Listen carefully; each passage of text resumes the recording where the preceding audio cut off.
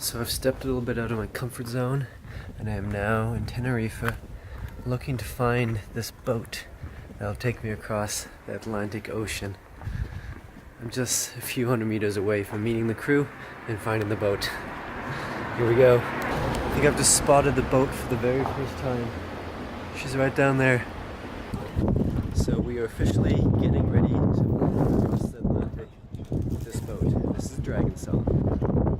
So day one is done. It's officially the start of day 2 now.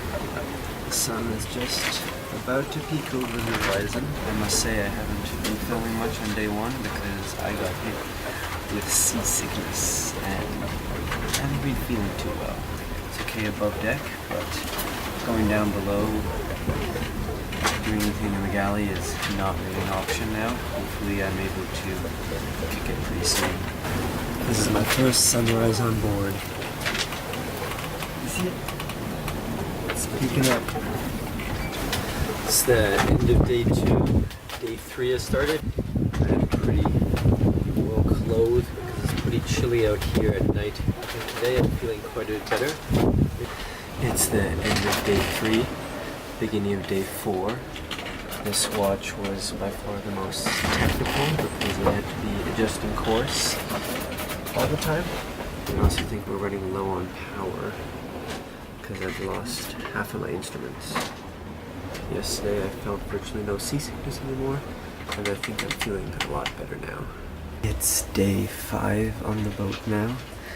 Yesterday was rather eventful. The end of my shift, the dinghy came halfway off the boat, so I had to wake Chris early and he reattached it. And throughout the day, Matt and I cleaned out the bilges of some fresh water that seems to be leaking. There was about 5-6 big buckets full that we had to clear out. And at the end of that, actually a bit of seasickness hit me again.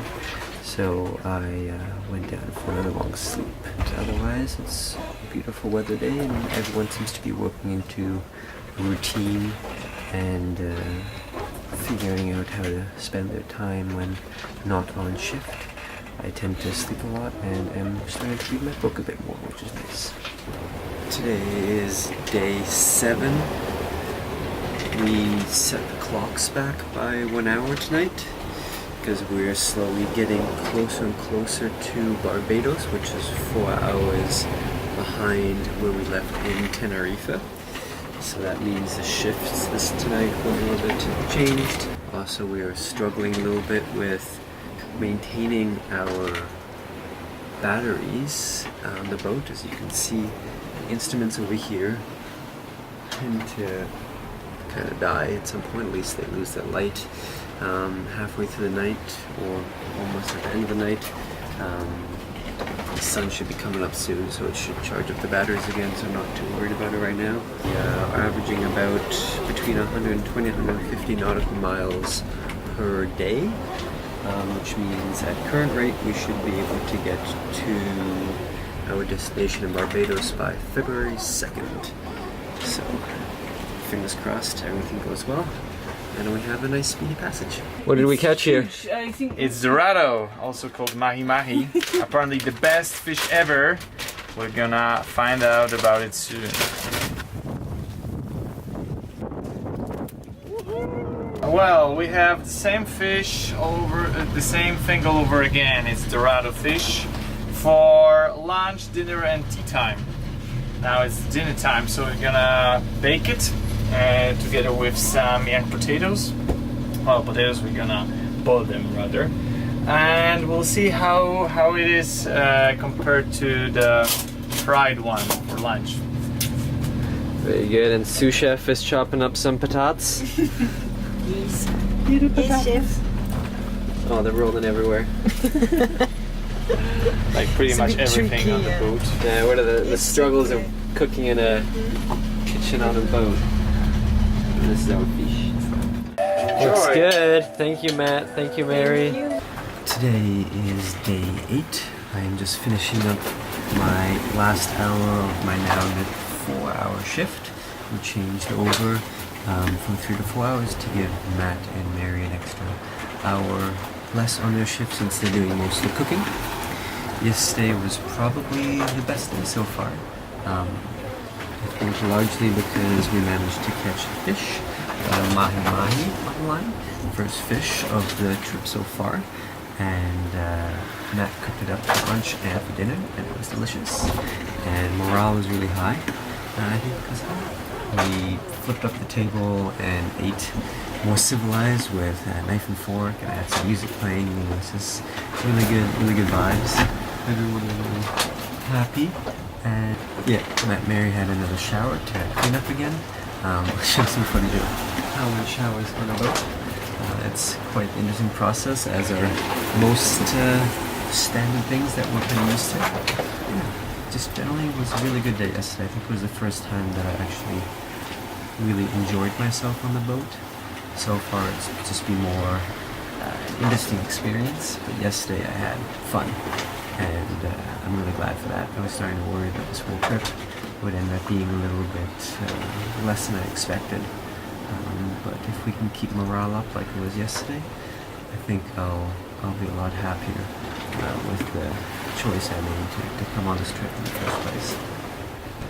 I thought I'd briefly talk about what one does when one's on watch. So first and foremost, as the name implies, you're watching, you're looking 360 degrees around the boat at all times for any other boats, obstacles, and also looking at the boat to see if there's anything wrong. For example, when the dinghy came off, or if there's a loose line or something like that. So you're just keeping an eye overall, and you're the one in charge at the time of your watch to make sure that everything's working well. And on top of it, you got to keep an eye on the wind direction, which you can use that thing right there for to show you where the wind is coming from, to make sure that you don't jive and that you're optimizing course and speed. And then you keep an eye on your course as well. The computer with the navigation is downstairs, and there's a compass here showing how we're heading at the moment as well. And keep an eye on speed, not that it really matters, you can't really change too much about it, but that's the other thing. And lastly, since we've been having a little bit of issues with the battery, you got to keep an eye on the battery level, and if it starts to get too low, around 11 volts or so, then it's time to start up the generator to charge up the batteries a bit so that we keep our instruments and everything running. Okay, show me around the boat. What do we have here? Right, so we have the living room and the kitchen that we call the galley. The harness, and you cook. Otherwise, you just roll around, and it's can be quite dangerous. Swinging stove.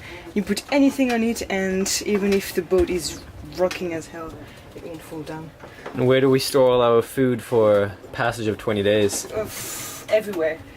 In here, the vegetables are here. Some hidden places like under the bank. We have pasta, rice, lentils, and the freezer is underneath. This can be a berth as well, and actually it's yours. Yeah. It's a bedroom. And I can get some privacy by closing this curtain here. And there's another curtain. Okay, take us to the next part of the house. Our honeymoon suite. Here you have the hedge, so the bathroom, but... Are you done? No, you're not. But someone's in there. And this is, well, the utility room. And I think that's it for the inside part. It's quite cozy. So tell me a little bit about some of the challenges of living on a boat. How do we deal with water on the boat? Well, you have to use as little as possible because we have only like a huge tank, but it's not that much with the four of us. So we have a shower, let's say, twice a week with... Oh, you guys have showers. Well, you don't. We haven't had any showers yet. But yeah, we have a shower on the deck with seawater, and then we rinse ourselves with fresh water. Then you can't use as much water as you want when you want to wash your hands or your teeth, and especially with the dishes, that's the trickiest part because you have to put a little bit on the plate and then you rinse it with your hand or with a sponge. So it's quite tricky, but it's okay. We manage. Tell me a little bit about the electricity situation on board. No electricity. Just your torch. This is the electricity on the boat. And well, Yeah, when we are using the generator, like half a minute every day, you can charge your phone and the other things you have. But apart from that, you should have charged your battery pack. Sure, sorry. So there is a battery, but it's mainly for the instruments and for the computer, and we're not charging anything off that battery. How's it going? Good. How's it going? Is it rocky or? No, actually it's quite stable. Good. Yeah, we're surfing the waves now.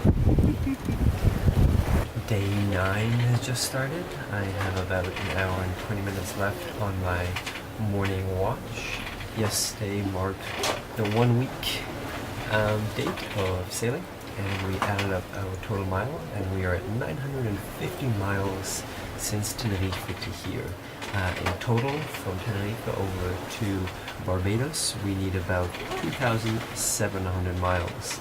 So we still have a little ways to go, but we're definitely making good, solid progress. Matt was saying that the average distance per week is 900, so we're about average, a little bit better than average. But otherwise, things are going quite well on board. Everyone is kind of working into a routine. I've figured out my ideal sleeping routine now, so that I'm not too tired on my shifts and get enough sleep throughout the day as well. It's a bit gloomy out today. Might even get some rain still. We'll see. Hopefully we hit the 1,000 mile mark overnight at some point. If not, we should be hitting it in the next couple hours or so. So today is day 10. As you can see, the weather is continuing to not be so great, and it was even more so overnight. We even had a bit of a lightning and thunderstorm going on, which unsettled some of the crew, but the captain remained calm and was luckily on shift while the worst was raging on outside. That's just about the halfway point to Barbados now. Speed is so-so. We've been lacking a little bit in stronger winds, regular winds, so we're doing more like 4 or 5 knots on average, and are kind of struggling to keep our daily average above 130, 140 miles a day. Probably about time for a shower. Day 10, still no shower. Might do that today. Fingers crossed.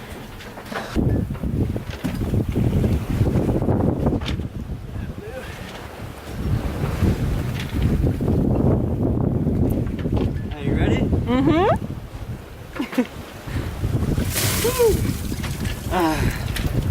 So? That's nice. Oh, 27 degrees, baby. Warmer than my shower at home. 38.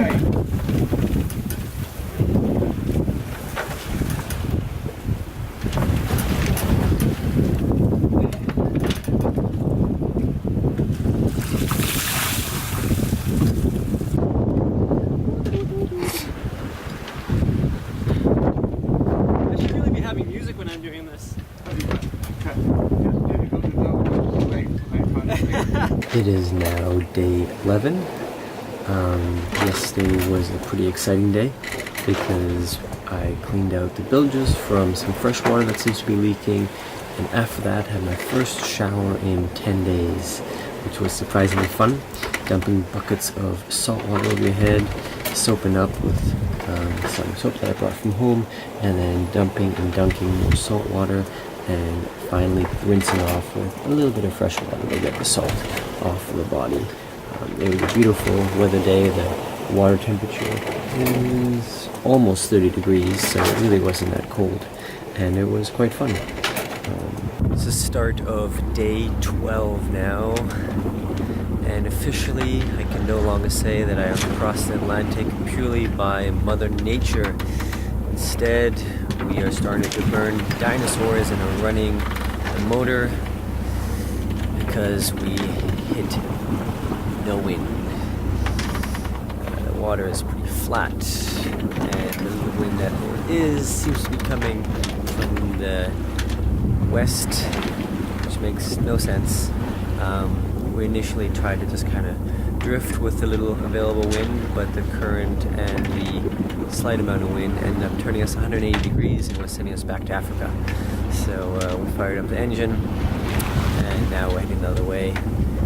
Hopefully the weather, mainly the wind, improves for us. Because otherwise it looks like our arrival date might be 10 days later than expected. But I have faith yet.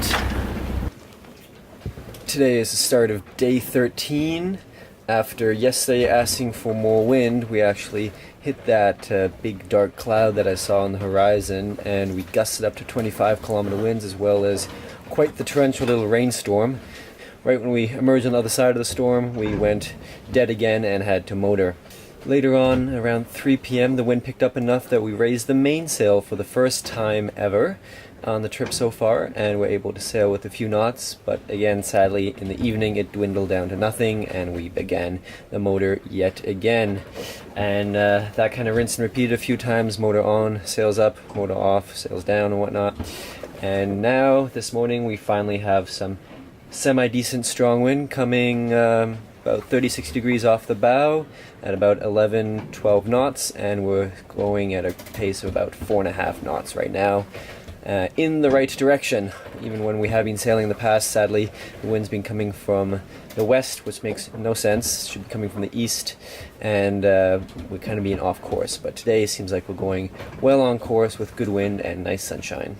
It's day 14, and we're motoring. Nothing else to report. No wind.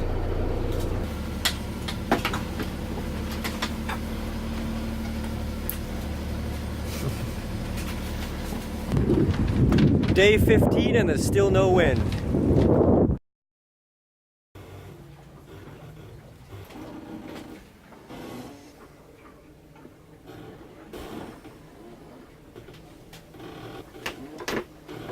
Day 16 and we're finally sailing again.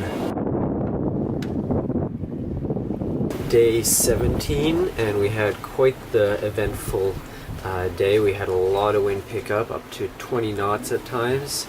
We got the main and the head sail up, and now we're really moving, picking up some good speed, even up to 8.5 knots at times. Right now we're doing about 5.5, 6-ish knots.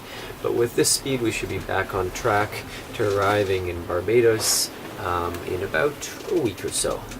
It's day 18 and we've run out of wind again. Back with running the engine. Shit. The best part of my watch is to be able to see the sunrise and the effect it has on the entire ocean and the clouds around me. It's beautiful. Hello Dom, what are you doing this morning? Well, instead of using up our freshwater reserves, we take a bucket of salt water and pre-rinse it all out here first. So there's a lot of effort in the galley with fresh water. Smart. Good on you, man. It's actually kind of fun too, doing dishes out here. Reminds me of camping.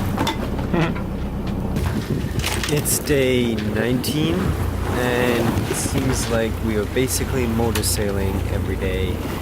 We got the sails up, they're not doing much, so we have the motor running now, and that has been our life for the last couple days. Today is day 20 and the wind has come back. Finally we can turn off the motor and we're able to sail throughout the entire night without the motor going, which is really nice. And we're still sailing, got about 12-13 knots of wind, averaging about 4.5 to 5 knots at the moment. And at this speed we should be able to arrive in a week. So I think by the 8th we should arrive in Barbados. It is day 21 now, and last night we had to jibe 3 times, and during my watch actually a flying fish jumped right into the cockpit. That was quite entertaining. But we are sailing nicely for 2 days in a row now, so it looks like we maybe broke that damn motoring spell. Otherwise, I think everyone is just kind of anxious to get to Barbados at this point, and people are stocked up on food and get off the boat and have a bit of personal space again.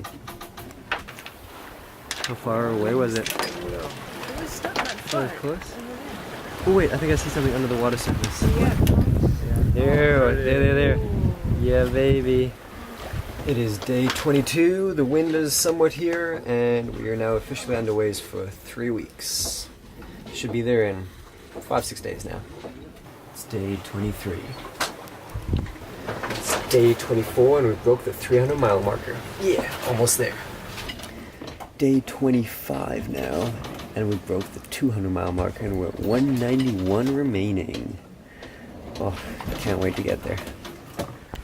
Day 26 and if all goes well, should be the last full day of sailing and we should arrive in Barbados probably tomorrow morning around 7 a.m. or so.